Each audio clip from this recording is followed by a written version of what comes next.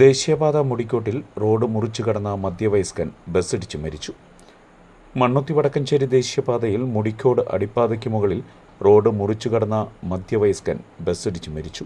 തൃശൂരിൽ നിന്നും ചെന്നൈയിലേക്ക് പോകുന്ന VV എന്ന പേരിലുള്ള ദീർഘദൂര ടൂറിസ്റ്റ് ബസ്സാണ് ഇയാളെ ഇടിച്ചത്. ഇടിയുടെ ആഘാതത്തിൽ സംഭവസ്ഥലത്ത് വെച്ച് തന്നെ ഇയാൾ മരണപ്പെട്ടു. ആളെ തിരിച്ചറിഞ്ഞിട്ടില്ല.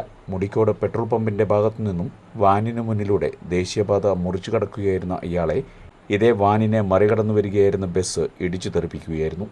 തൃശൂർ ഭാഗത്തു നിന്നും പാലത്തിലേക്ക് പ്രവേശിക്കുന്നിടത്താണ് അപകടമുണ്ടായത്. PG പോലീസും ഹൈവേ റിക്കവറി വിങ്ങും സ്ഥലത്തെത്തി. പ്രദേശവാസികൾക്കും പോലീസിനും ഇയാളെ തിരിച്ചറിയാൻ സാധിച്ചിട്ടില്ല.